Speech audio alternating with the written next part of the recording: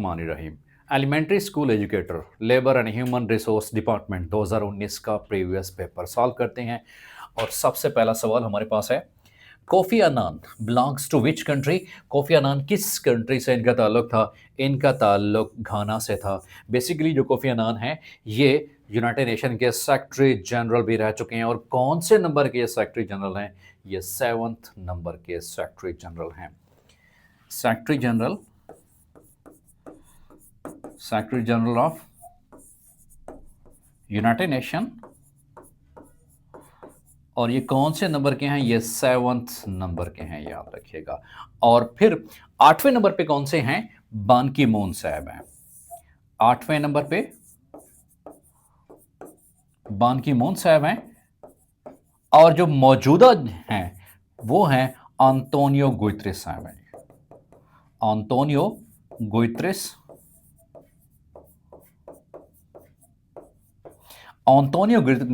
जो हैं ये यूनाइटेड नेशन के 9th सेक्रेटरी जनरल के तौर पे काम कर रहे हैं। और ये बेसिकली अपनी सेकंड टर्म एंजॉय कर रहे हैं। और अगर अंतोनियो गुतरेस के हवाले से देखा जाए, ये पुर्तगाल के एक्स प्राइम मिनिस्टर हैं।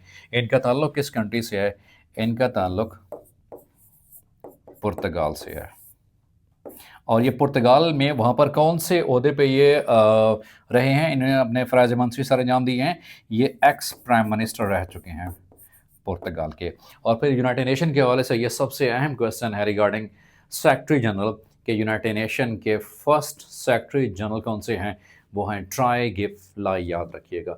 इसके जो फर्स्ट सेक्रेटरी जनरल हैं, फर्स्ट सेक्रेटरी जनरल, वो कौन से हैं रिस्पेक्टेड स्टूडेंट्स?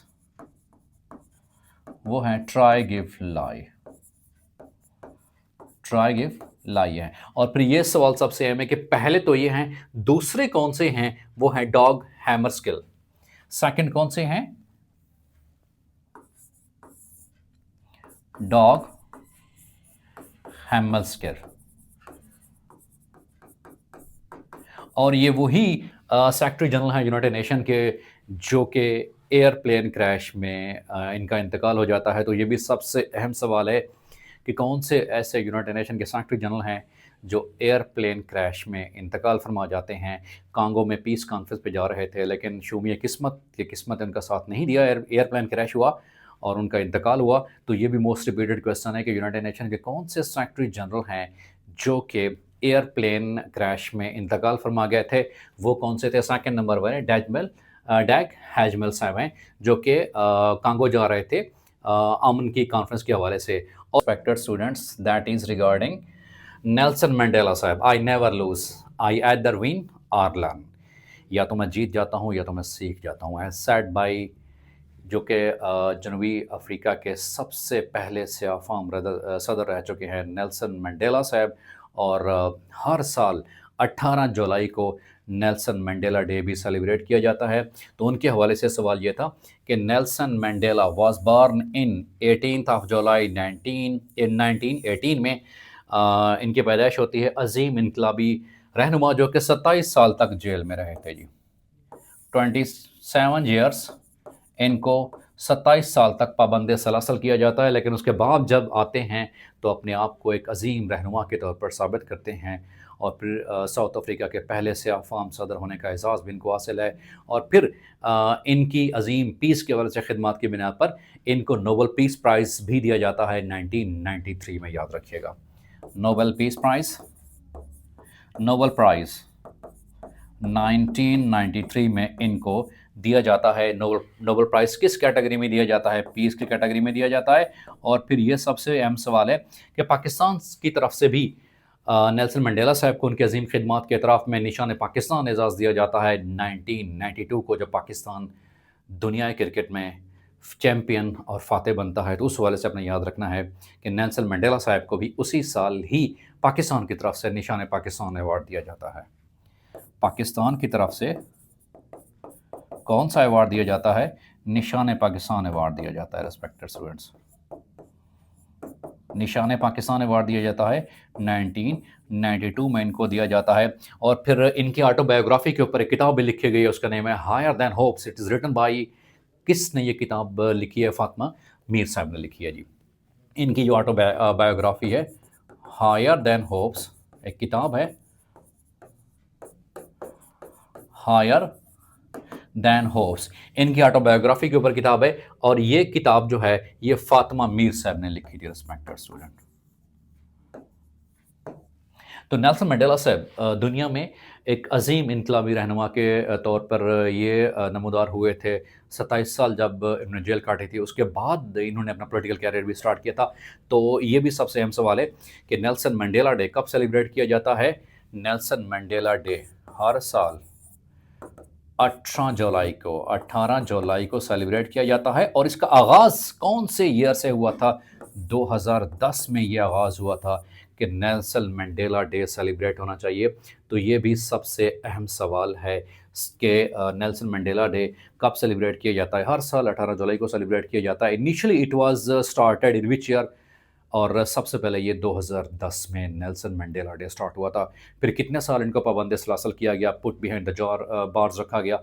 27 साल, और 27 साल के बाद इनको रिहाई मिलती है। फिर ये साउथ अफ्रीका के फर्स्ट जो ब्लैक स्याह फाम सदर इलेक्ट होते हैं। और इसके बाद भी इनकी खिदमत जारी रहती हैं। नोबेल पीस प्राइज़ इनको मिलता है 1993 में, 1993 में। और फिर पाकिस्तान की तरफ से इनको निशान पाकिस्तान अवार्ड 1992 में दिया जाता है। तो ये most important and most repeated question है regarding written paper, regarding interview paper. अब अगले सवाल की तरफ बढ़ते हैं कि अगला सवाल कौन सा है। द नेक्स्ट क्वेश्चन इज, अगला सवाल है respected students, Donald Trump belongs to which party? Donald Trump साहब का ताल्लुक रिपब्लिकन पार्टी से है। और इस रिपब्लिकन पार्टी का दूसरा नेम भी है ग्रैंड ओल्ड पार्टी भी इसे कहा जाता है, याद रखिएगा। Grand old party, grand old party, इसका ओल्ड नेम है, याद रखिएगा। ये भी मोस्ट इंपॉर्टेंट क्वेश्चन है कि old name of Republican party. Republican party जो है राइट विंग की ये पार्टी है।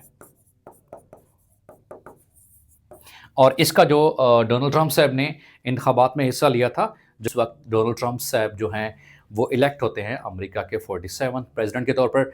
और फिर उनका इंतखाबी निशान क्या था? उनका इंतखाबी निशान एलिफेंट था। वैसे जो एलिफेंट है ये हिस्टोरिकली आ रहा है, रिपब्लिकन जो भी उम्मीदवार होते हैं उनका इंतखाबी निशान एलिफेंट ही होता है।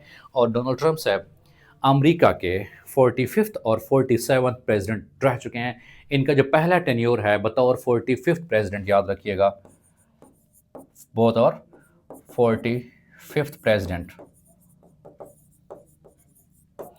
Students, that is last resident of निशान हैदर, आयराए हक के शहीदों जो वतन की राह में मर मिट जाते हैं, अपने लहू से शम्म आज़ादी को रोशन करते हैं।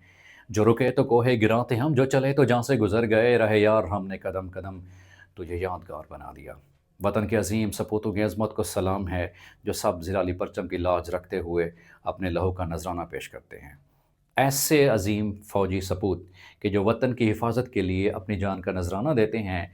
मिलिट्री जो ऑफिसर्स होते हैं, जो कैप्टन्स होते हैं, जो सरबराहान होते हैं, उनको निशान हैदर अवार्ड दिया जाता है उनकी अजीम शहादत के हवाले से। तो पाकिस्तान में ओवरऑल जो निशान हैदर पाने वालों में से सबसे पहला जो निशान हैदर जिनको मिला था, याद रखिएगा, वो कैप्टन सरवर शहीद हैं, याद रखिएगा जी। फर्स्ट हैं वो कौन से हैं? कैप्टन सरवर शहीद, कैप्टन सरवर शहीद साहब। और फिर सवाल जो आया हुआ था पेपर में कि लास्ट रेसिडेंट, आखिरी जिनको निशान हैदर मिला था, हवालदार लालक जॉन साहब हैं, जो कि मार्काए कारगिल में 1999 में इनको निशान हैदर का अवार्ड दिया जाता है। और फिर ये सवाल भी सबसे ज़्यादा अहम है कि जितने भी निशान हैदर पाने वाले हमारे अजीम सपूत, हमारे हीरोज़ हैं, हमारे सर का ताज हैं, हमारे सब ज़िलाली परचम की लाज रखने वाले ये अजीम हीरोज़ हैं, उनमें से 10 का ताल्लुक़ पाकिस्तान आर्मी से है और 1 का ताल्लुक़ पाकिस्तान एयरफोर्स से है। और वो कौन से हैं? राशिद मिन्हाज साहब हैं, जिनका ताल्लुक़ पाकिस्तान एयरफोर्स से है। पाकिस्तान एयरफोर्स से वो कौन से हैं? राशिद मिन्हाज साहब हैं, जिन्होंने इस आज़म को दोहराया है कि जिएँ तो मिस्ल गाज़ियाँ, मरे तो हैं शहादतें, इधर भी हैं इबादतें, उधर भी हैं इबादत है। तो हम अपने तमाम उन हीरोज़ को भी सलाम पेश करते हैं, जो हमारी हिफ़ाज़त के लिए पाकिस्तान के कोने-कोने में, पाकिस्तान की हर सरहद और हर सरहद के पार इसकी हिफ़ाज़त के लिए अपने दिन-रात, अपने जान-माल वक़्फ़ किए हुए हैं। अब अगले सवाल की तरफ बढ़ते हैं कि अगला सवाल हमारे पास कौन-सा है? अगला सवाल हमारे पास है कि which thing is invented by pascal. तो पास्कल साहब ने जो मशीन इन्वेंट की थी, कैलकुलेटर एंड एडिंग मशीन जो थी वो इन्वेंट की थी। और फिर ये भी सवाल सबसे अहम है कि जो पास्कल है, पास्कल लॉ और पास्कल के हवाले से ये भी सवाल सबसे अहम है कि प्रेशर का जो फार्मूला है वो कौन सा होता है? एफ ओवर ए होता है जी। और प्रेशर में फोर्स का यूनिट क्या होता है? रिस्पेक्टिव से न्यूटन। एरिया हमेशा मीटर स्क्वायर में होता है, सो न्यूटन पर मीटर स्क्वायर ये प्रेशर का यूनिट है। प्रेशर का यूनिट पास्कल भी है, मिलीमीटर ऑफ एच जी भी है, न्यूटन पर मीटर स्क्वायर भी है, याद रखिएगा। उसके बाद है कि insulin is secreted bye. Insulin कौन सेक्रेट करता है? वो हमारा बेसिकली लिवर के साथ एक ग्लैंड होता है पैंक्रियास, वो सेक्रेट करता है। बेसिकली जो लिवर है वो दो तरह के जो ग्लैंड्स उनसे जो हार्मोन्स निकलते हैं, बेसिकली दो तरह के हार्मोन्स वो सेक्रेट करते हैं। एक जो है पैंक्रियास जो है बेसिकली या तो इंसुलिन ये हार्मोन खारिज करेगा पैंक्रियास, या तो ये खारिज करेगा ग्लूकागॉन। इंसुलिन का काम क्या होता है? ये शुगर लेवल को डाउन करता है जी, शुगर लेवल को डाउन करता है। और फिर पैंक्रियास में जो ग्लूकागॉन है ये क्या करता है? क्योंकि ये जो सिस्टम है ये केमिकल कोऑर्डिनेशन की तहत चल रहा होता है, इसमें सीएनएस ब्रेन जो है उसको कुछ पता नहीं होता, इनवॉलेंट्री एक्शंस होती हैं। ब्लड के अंदर अगर शुगर लेवल ज़्यादा हो रहा है तो फिर लिवर पैंक्रियास को कहते हैं, पैंक्रियास साहब आप इंसुलिन खारिज करो, ब्लड में शुगर का लेवल ज़्यादा है उसको डाउन करो। लेकिन जब ब्लड के अंदर शुगर लेवल बहुत ज़्यादा कम हो जाता है तो फिर पैंक्रियास कहते हैं ग्लूकागॉन साहब उठो और जो शुगर लेवल है इसको अप कर दो। तो ग्लूकागॉन क्या करता है? शुगर लेवल को अप कर देता है। लेकिन ये भी अप टू एक लिमिट होती है, क्योंकि अगर बहुत ज़्यादा मिकदार में शुगर इनटेक इंटेक की जाए तो फिर पैंक्रियास कहता है कि मेरे भी हाथ खड़े हैं कि मेरे पास भी इंसुलिन नहीं है, तो फिर आप आर्टिफिशियल तरीके से इंसुलिन के इंजेक्शन एंड टेबलेट्स फिर ये तरीका अडॉप्ट करना पड़ता है। तो ओवरऑल दो तरह के हार्मोन ये खारिज करता है, एक जो है इंसुलिन जो कि शुगर लेवल डाउन करता है, दूसरा ग्लूकागॉन ये क्या करता है रिस्पेक्टेड स्टूडेंट्स? शुगर लेवल को अप कर देता है। ये केमिकल कोऑर्डिनेशन में ये एग्जांपल्स हैं रिस्पेक्टेड स्टूडेंट्स। उसके बाद देखिए vertical distance from sea level से जो वर्टिकल डिस्टेंस है उसको क्या कहा जाता है? उसको एल्टीट्यूड कहा जाता है। उसके बाद digestion of the food starts from. Digestion जो है वो बेसिकली मुंह से ही स्टार्ट होती है, इसमें पार्शियल डाइजेशन होती है, तो माउथ से ही डाइजेशन स्टार्ट होती है।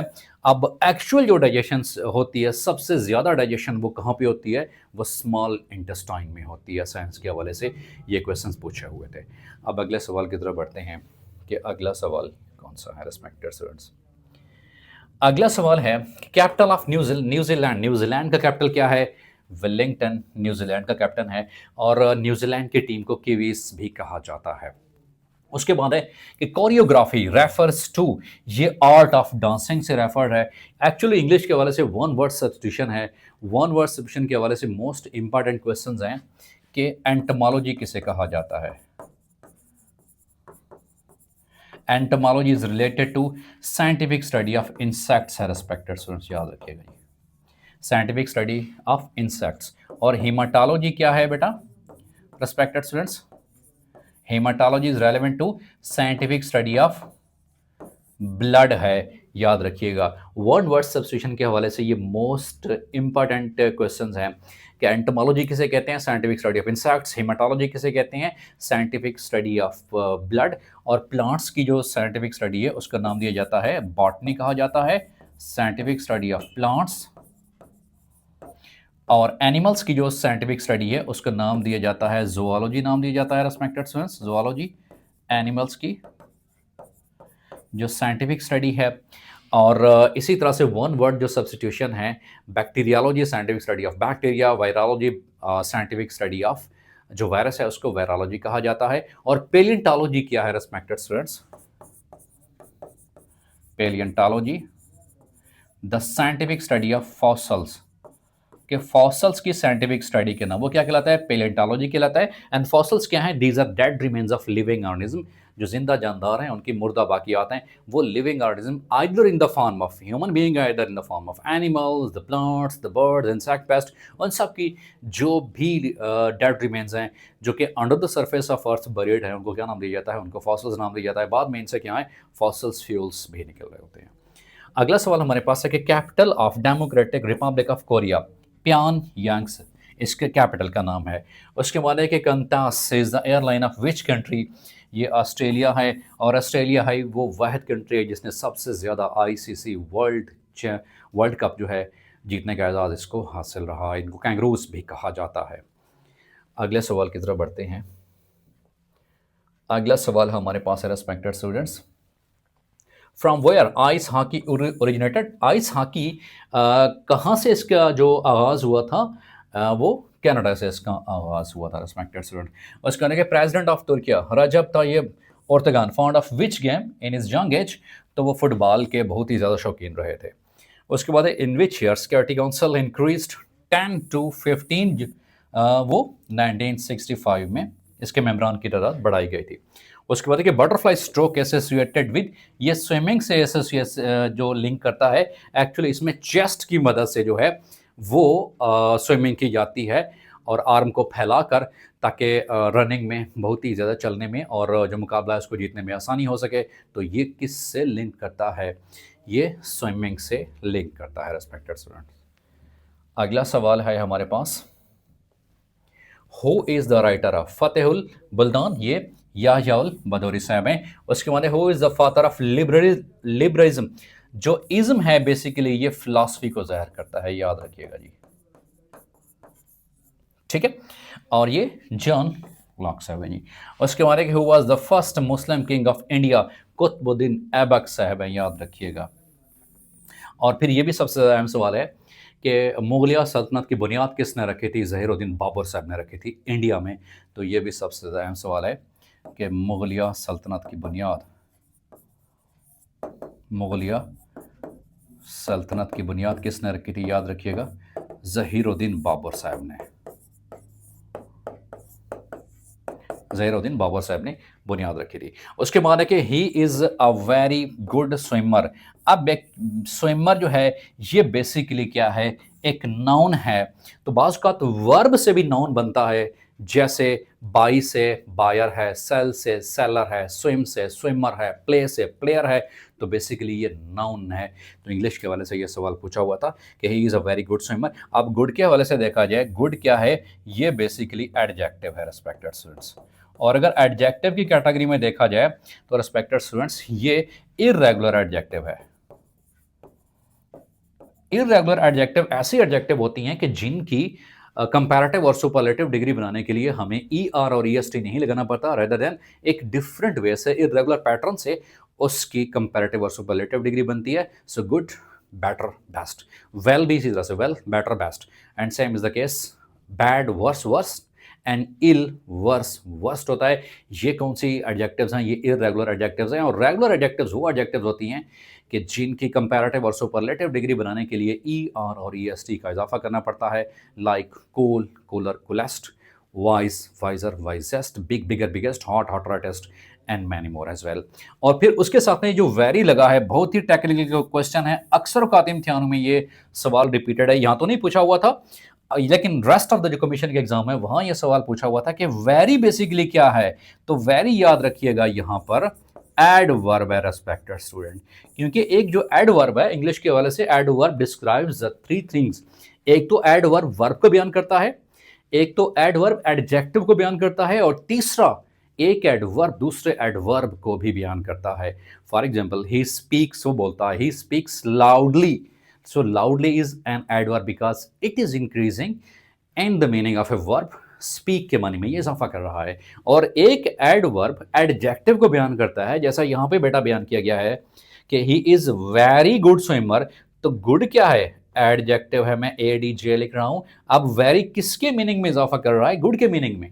It means adjective has been modified, adjective को मीनिंग में इजाफा किया गया है। तो ऐसा लफ्ज़ जो एडजेक्टिव के मीनिंग में इजाफा करे, एडवर्ब कहलाता है? तो ये भी आपको पता होना चाहिए। बहुत ही टेक्निकल इंग्लिश के हवाले से ये सवाल है, यहाँ तो नहीं पूछा हुआ था। बहरकैफ आपको रेस्ट ऑफ द एग्ज़ाम के हवाले से इन टेक्निकल चीज़ों का भी पता होना चाहिए। अब अगले सवाल की तरफ बढ़ते हैं कि अगला सवाल कौन-सा है respected students. The next question is who was the first prime minister of Pakistan? Pakistan के पहले वज़ीर-ए-आज़म लियाकत अली ख़ान साहब हैं। सबसे अहम और सबसे ये रिपीटेड क्वेश्चन है कि पाकिस्तान के पहले वज़ीर-ए-आज़म लियाकत अली ख़ान साहब पाकिस्तान के पहले गवर्नर जनरल क़ायद-ए-आज़म मोहम्मद अली जिन्नाह साहब हैं। अगला सवाल है who was the emperor from 1658 to 707? Aurangzeb साहब ये एम्परर रहे थे। When was the first 5 year plan presented? वो 1955 में पहला जो 5 ईयर प्लान था उसको प्रेजेंट किया गया था। अगला सवाल हमारे पास है respected students, in which year Pakistan fund was established? Pakistan fund कब एस्टैब्लिश किया जाता है? 1947 में। और पाकिस्तान यूनाइटेड नेशन का मेंबर बाकायदा तौर पे कब बनता है? वो भी 30 सितंबर 1947 को पाकिस्तान यूनाइटेड नेशन का बाकायदा मेंबर बन जाता है। उसके बाद in which constitution bicameralism introduced? वो 1973 का आइन था और पाकिस्तान में ये तीसरा आइन प्रेजेंट किया गया था। पाकिस्तान में पहला आइन 1956 में प्रेजेंट किया जाता है, दूसरा आइन 1962 में 1962 में, और तीसरा आइन जो है वो भुट्टो साहब पेश करते हैं, जुल्फ़िकार अली भुट्टो साहब पाकिस्तान का आइन पेश करते हैं। और अब तक पाकिस्तान के आइन के हवाले से ये भी सबसे अहम सवाल है कि कितनी तरमीम हो चुकी हैं टिल डेट आज तक? वो 27 अमेंडमेंट्स हो चुकी हैं, अमेंडमेंट्स हो चुकी हैं। और जो 26वीं आइनी तरमीम थी उसमें ये इख्तियार दिया गया था कि सुप्रीम कोर्ट का जो जज होगा पाकिस्तान के सुप्रीम कोर्ट का, पहले तो जो सीनियर मोस्ट होते थे वही इलेक्ट होते थे, लेकिन इस बार तरमीम करके सुप्रीम जुडिशल काउंसिल बनाई जाएगी जिसमें पार्लियामेंटेरी मेंबर्स भी होंगे और फिर वो ये डिसाइड करेंगे कि आया कि जो सीनियर मोस्ट जज है उसी को ही पाकिस्तान के सुप्रीम कोर्ट का जो चीफ जस्टिस है वो बनाया जाए या दूसरे तीसरे नंबर वाले को भी बना सकते हो। इट्स अप टू द जो सुप्रीम जुडिशल काउंसिल है वही ये डिसीजन करेगी, वही फैसला साजी करेगी कि नेक्स्ट जो है सुप्रीम कोर्ट का चीफ जस्टिस कौन होना चाहिए। तो ये 26वीं आइनी तरमीम में ये बात शामिल थी। और अब जो 27वीं आइनी तरमीम है उसमें ये बात भी शामिल की गई है कि पाकिस्तान के प्रेसिडेंट उनको भी ताहयात इस्तिस्ना मिलेगा। इट मीन्स कि उनको कोई कुछ नहीं कहा जाएगा। बहरकैफ इसके ऊपर भी डिस्कशन जारी हैं, इसकी जितनी भी क्लासेस हैं और फर्दर एक्सप्लेनेशंस के हवाले से लीगल डिस्कशन भी जारी है। अगले सवाल की तरफ बढ़ते हैं कि who was the prime minister after Zafarullah Khan Jamali 2004? वो कौन से हैं? चौधरी शुजात हुसैन साहब पाकिस्तान के जो हैं वो प्राइम मिनिस्टर बनते हैं। Prime minister Chaudhry Mohammad Ali was succeeded by Hussain Shaheed Suhrawardy इसका सही जवाब है। तो ये पाकिस्तान हिस्ट्री के हवाले से आफ्टर 47 ये सवाल पूछे हुए थे। अगले सवाल की तरफ बढ़ते हैं रिस्पेक्टेड स्टूडेंट्स। अगला सवाल है what was the duration of membership of Quaid-e-Azam both in Muslim league and Congress? चूंकि क़ायद-ए-आज़म जो थे वो मुस्लिम लीग में भी रह चुके थे और कांग्रेस में भी रह चुके थे। उनका पूरा टेन्योर अगर देखा जाए तो कितने साल पर मुहित है? वो 7 ईयर्स तक है। सुदेर अब्दुल खालिक बिलोंग्स टू ये एक एथलेट्स थे। When India stopped water of Pakistan?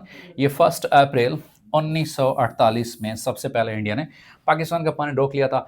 और 1960 में पाकिस्तान और इंडिया के मबैन जो सिंध तास मुआहदा होता है उसमें जो सालसी का किरदार अदा करने वाली कौन सी एजेंसी, कौन सा जो है वो ऑर्गेनाइजेशन होती है? वो वर्ल्ड बैंक होता है। पाकिस्तान और इंडिया के दरमियान जो वाटर क्राइसिस थे जो कि आज तक भी चलते आ रहे हैं, सबसे पहले 1960 में वर्ल्ड बैंक जो था वो बतौर सालसी के, बतौर थर्ड पार्टी के पाकिस्तान और इंडिया के मबैन जो आबी मसाइल हैं उनको डिस्कस करने के हवाले से कौन सी ऑर्गेनाइजेशन आई थी? तो याद रखिएगा वो वर्ल्ड बैंक था। अगले सवाल की तरफ बढ़ते हैं कि अगला सवाल रिस्पेक्टेड स्टूडेंट्स कौन सा है। अगला सवाल है कि नीलम वैली बहुत ही मशहूर वैली है, ये कहाँ पे है? ये आज़ाद कश्मीर में है। उसके बाद है कि which country has longest coastal line? वो कौन सी है? दैट इज़ कनाडा, याद रखिएगा। विच पास कनेक्ट्स चित्राल विद गिलगित? वो कौन सा है? वो शंदूर बाईपास है। उसके बाद है कि Pakistan is located in south Asia में ये लोकेटेड है, अगर इसके महल वकूफ़ के हवाले से सवाल पूछा जाए रिस्पेक्टेड सन। उसके बाद है कि tooth decay due to deficiency of, basically ये टूथ डिके होता है, दांतों का जो डिके होता है, ये फ्लोरीन जो है उसकी डेफिशिएंसी की वजह से होता है जी।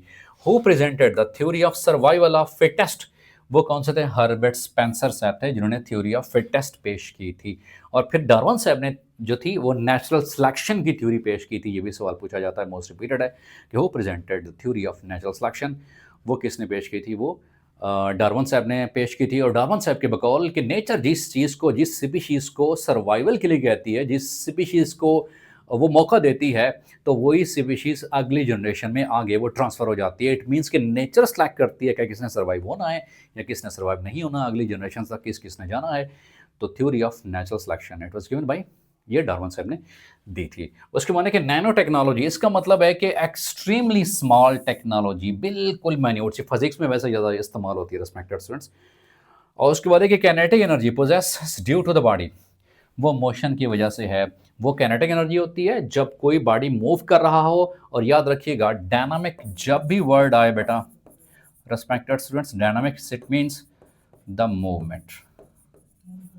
दो तरह की एनर्जीज होती हैं, एक होती है जो रेस्ट की वजह से होती है, जो पोजीशन की वजह से होती है बेटा,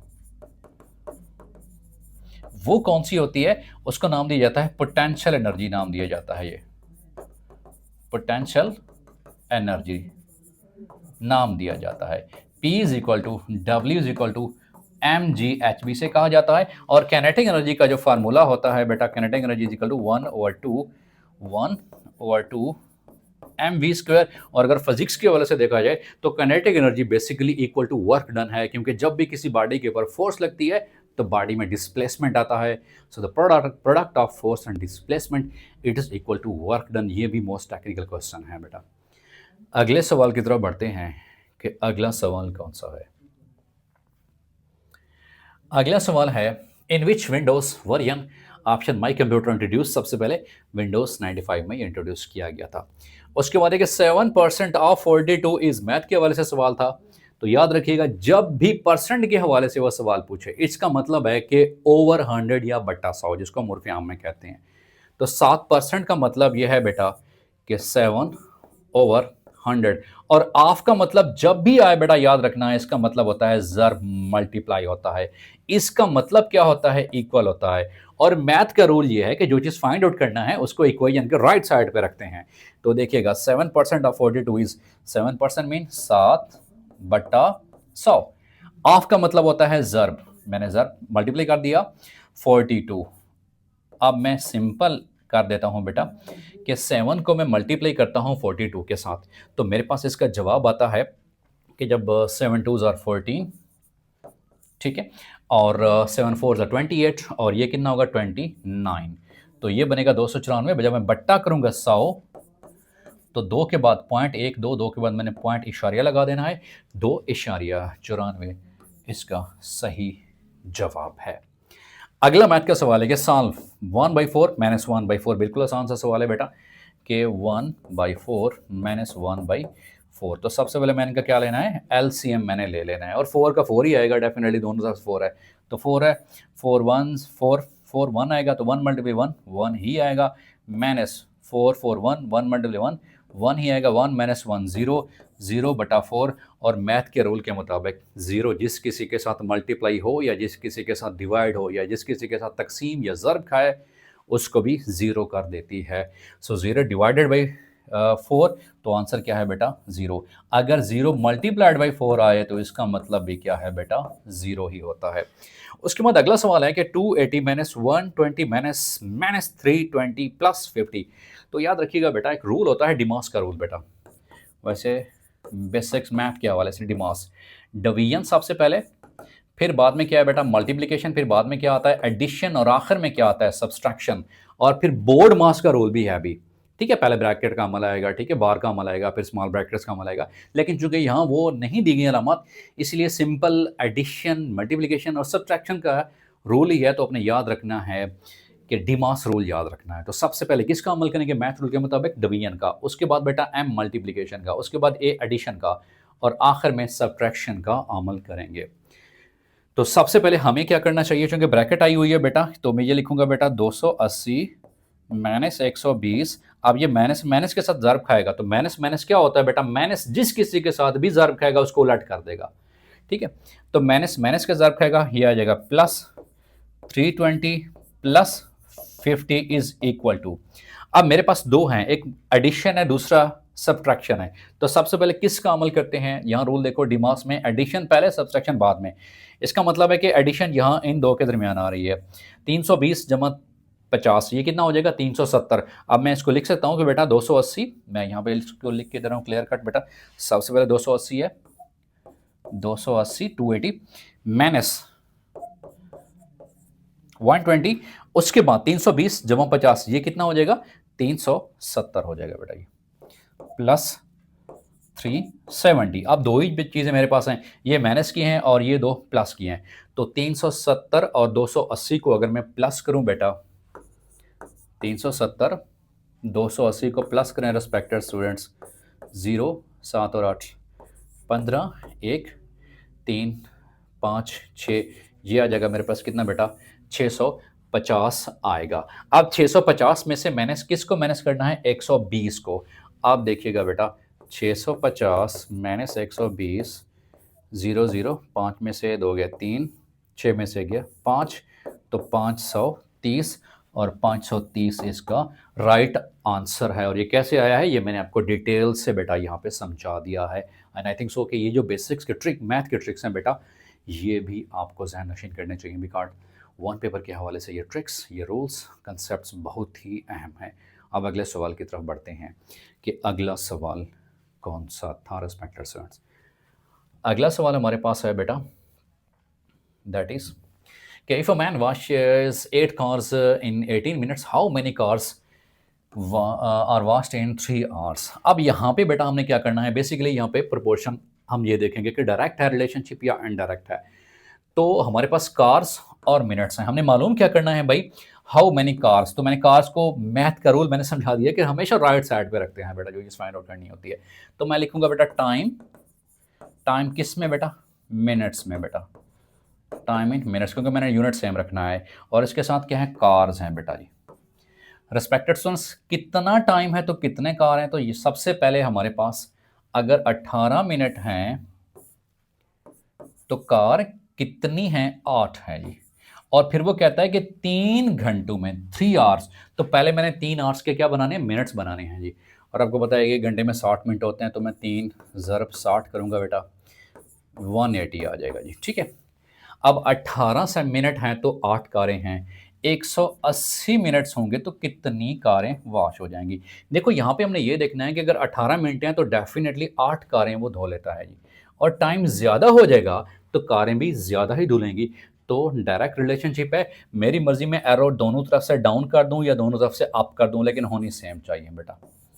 इसका मतलब है कि 180 बटा 18, 180 ओवर 18 इनटू एक्स ओवर 8।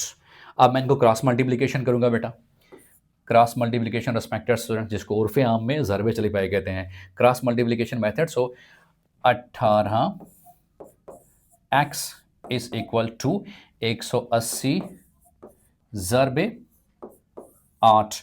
अब मैं इधर भी 18 करूंगा, क्योंकि मैंने जिसकी वैल्यू फाइंड आउट करनी है उसको रहने देना है, बाकी का मैंने बट्टा काट लेना है मैथ के रूल के मुताबिक। इधर भी 18, इधर भी बेटा 18 ही मैंने कर देना है। 18 18 से कैंसिल, 18 18 से कैंसिल, 10 आ जाएगा। सो 10 जब मल्टीप्लाई होगा 8 के साथ 80, तो कितना जवाब है बेटा? 80 मेरा सही जवाब आ जाएगा। तो ये मैथ के हवाले से ये सवाल था बेटा। उसके बाद fill in the blanks. I usually have lunch in my office. जब कोई चीज़ पहले से किसी चीज़ के अंदर मौजूद होती है तो उसके लिए क्या इस्तेमाल करते हैं?